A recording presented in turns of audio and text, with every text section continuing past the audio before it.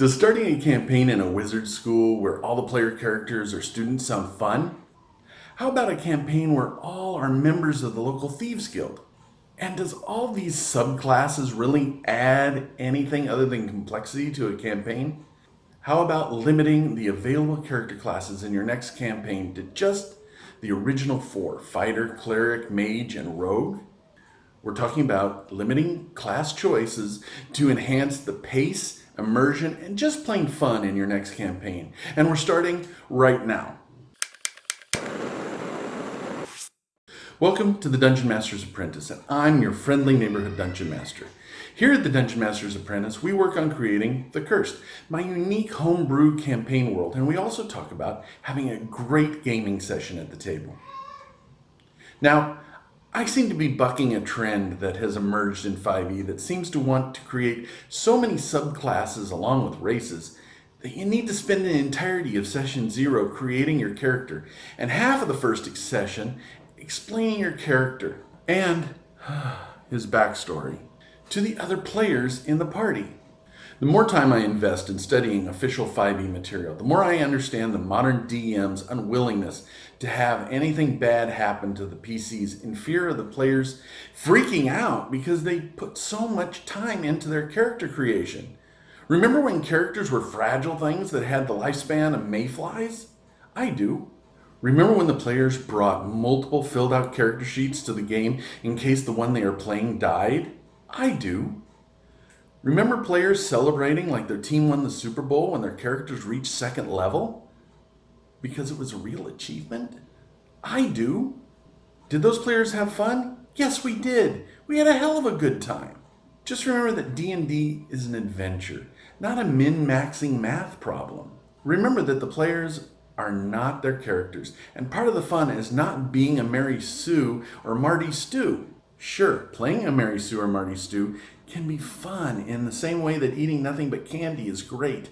But eventually, all that sugar gets boring and you start craving meat, vegetables, and even a simple slice of bread. Dessert are just desserts. They were never meant to be the main course.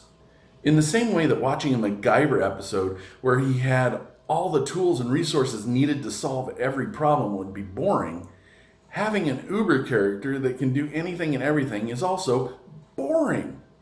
Even a well-rounded party can become boring. How about trying an adventure with a party that has no access to healing spells?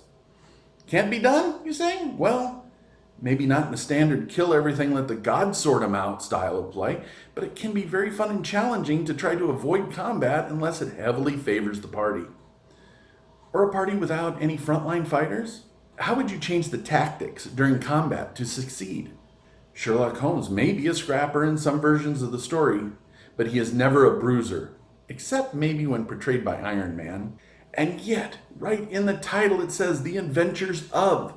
So maybe a party of just wizards would enable the players to realize that a campaign need not focus on combat, but instead on maybe a more Indiana Jones-esque search and recover artifacts campaign. In my homebrew campaign, The Cursed, I'm limiting the character classes to fighter, druid, mage, rogue, and generalist. And as available prestige classes, ranger, bard, artificer, sort of, and cleric and paladin. Wait! I thought you said in your video on magic that there is no magic emanating from the deity of your world. Very true, and that is why cleric and paladin are not base classes. Only if a player character or NPC is willing to undertake a quest, similar in nature to that of Gorum in the Belgariad. Gorum, through his piety and perseverance in seeking the god Ul, became essentially Ul's first cleric. Likewise, if a player or NPC wishes to undertake such a quest for the blessings of Sisyphus, also simply called the Light, after a suitable amount of game time, I would allow the character to start taking levels in the associated prestige class. Oh, and generalist?